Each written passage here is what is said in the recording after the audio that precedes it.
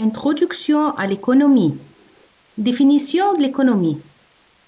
Le mot économie est utilisé pour désigner l'activité humaine qui consiste à la production, la distribution, l'échange et la consommation de produits et services. Qu'est-ce que l'économie? L'économie est la science qui étudie la manière dont les hommes utilisent pour lutter contre la rareté des biens en produisant, en échangeant afin d'avoir consommé.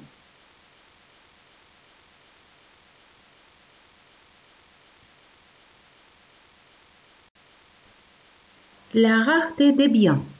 En économie, un bien est une chose rare ou produite par l'homme qui sert à répondre à un besoin.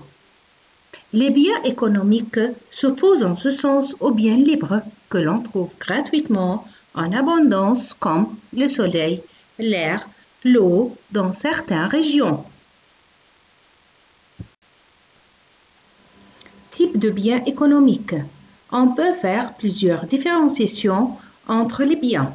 Biens économiques et biens libres. Biens matériels, services. Biens de consommation, biens de production. Biens durables et biens non durables. Biens matériels. Le terme bien, utilisé seul en économie, désigne presque toujours un bien matériel. Ces biens matériels sont palpables. Qu'est-ce que ça veut dire le mot palpable? C'est-à-dire touchable, quelque chose que je peux les toucher. Et l'on peut les posséder, c'est-à-dire les avoir, et les stocker, c'est-à-dire faire de surplus et les mettre dans des entrepôts. Les biens de consommation. Ce sont les biens et services qui se consomment en une seule fois. Pain, électricité, tout ça, ce sont des biens non durables qui se consomment en une seule fois. Qu'est-ce que ça veut dire? Par exemple, si on va parler du Kleenex, du mouchoir, je vais l'utiliser pour une seule fois et je vais le jeter. C'est-à-dire quelque chose que je ne peux pas le réutiliser. OK? J'ai aussi les biens durables quelque temps. Qu'est-ce que ça veut dire pour quelque temps? C'est-à-dire semi-durable. Comme quoi, par exemple, comme le bic, comme le stylo, mais qui s'use assez, c'est-à-dire ça use. Ça ne dure pas des années et des années, mais on peut les garder avec nous et l'utiliser pour plusieurs fois. On a aussi les biens durables au plein sens du terme, que l'on peut utiliser durant de nombreuses années, comme le frigo, les automobiles, c'est-à-dire les voitures. On peut l'utiliser pour des années et des années.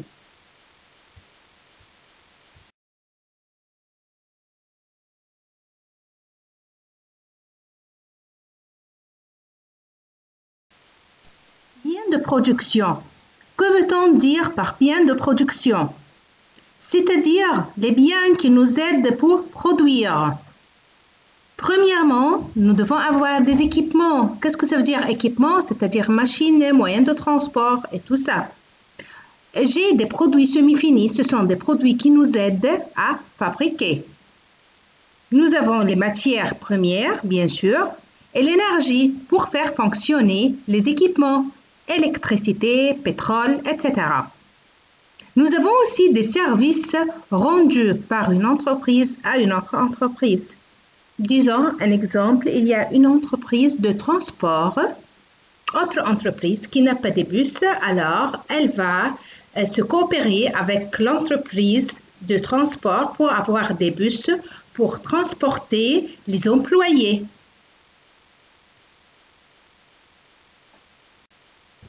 Le marché des biens et des services. Les biens et services marchands sont tous les produits, c'est-à-dire l'ensemble des biens matériels et biens immatériels. Qu'est-ce qu'on veut dire par biens immatériels? C'est-à-dire les services qui sont destinés à être vendus sur un marché. Les biens marchands. sont tous des produits matériels pouvant être vendus et achetés. Les services marchands regroupent tous les services rendus par des entreprises contre le versement d'une rémunération monétaire, c'est-à-dire contre le paiement d'argent, qui leur permet de dégager un profit. Alors, toujours n'importe quel bien ou service marchand ont un but lucratif. On les oppose aux services non marchands. Qu'est-ce que ça veut dire services non marchands qui sont rendus par les administrations publiques? Ok, alors ce sont les services rendus par le gouvernement, non pas un but lucratif. Le marché des biens et services. C'est un marché sur lequel s'échangent les biens et services marchands, c'est-à-dire qu'il représente l'ensemble de l'offre. Qu'est-ce que ça veut dire? L'ensemble de l'offre, c'est-à-dire la quantité de biens et services proposés. Et la demande, qu'est-ce que la demande? C'est quantité réclamée par des acheteurs potentiels. C'est-à-dire, acheteurs potentiels, je crois que, par exemple, ce groupe de gens ont besoin de telle chose, alors je vais le faire offrir sur le marché. Alors, c'est ça, la demande de la clientèle. Et services, alors la demande de biens et services à un moment donné. Les différentes branches de l'économie. La microéconomie. La microéconomie est la branche de l'économie qui analyse le comportement économique au niveau d'entités individuelles telles qu'un consommateur ou une entreprise.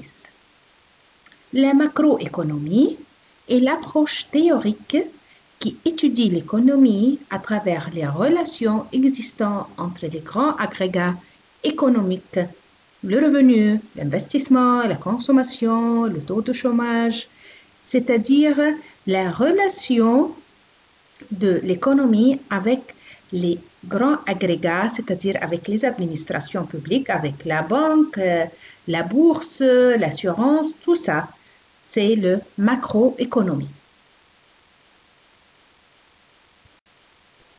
Les différents systèmes économiques.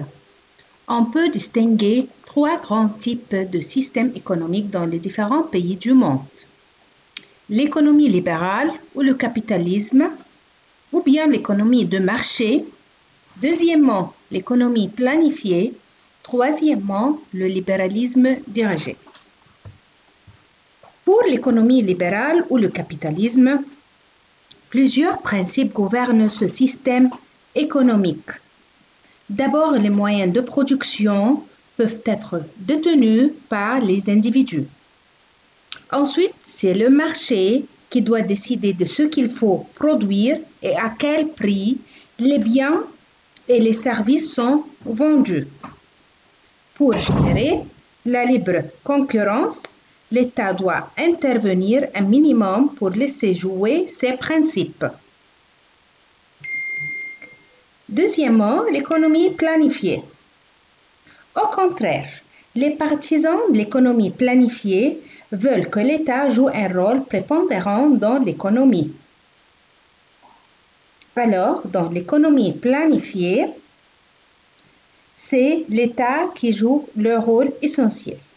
En effet, seul l'État peut élaborer une politique concertée et la mettre en œuvre pour le plus grand bien du pays. Ainsi, les moyens de production sont-ils détenus par l'État et la production obéit-elle non pas aux forces du marché, mais aux objectifs fixés par l'État en fonction des besoins des citoyens et des impératifs de production. Pour le libéralisme dirigé, ce système emprunte certains aspects du capitalisme pour tenter et en même temps elle emprunte certains aspects de l'économie planifiée, c'est pour tenter d'en éviter les inconvénients. C'est-à-dire, on va essayer d'éviter les inconvénients qui sont dans le capitalisme et les inconvénients qui sont dans l'économie planifiée et on va créer un autre système, c'est le libéralisme dirigé. En effet, le premier, c'est-à-dire le capitalisme, tend à oublier les personnes les plus défavorisées de la société. Et l'économie planifiée risque d'étouffer l'initiative personnelle. C'est pourquoi certains économistes préconisent dans un système libéral, l'État joue un rôle d'orientation. Alors ici, l'État va jouer un rôle d'orientation par une participation directe. C'est la nationalisation, par exemple, c'est-à-dire la nationalisation des secteurs clés, subventions, aide sociale dans le jeu économique de la nation.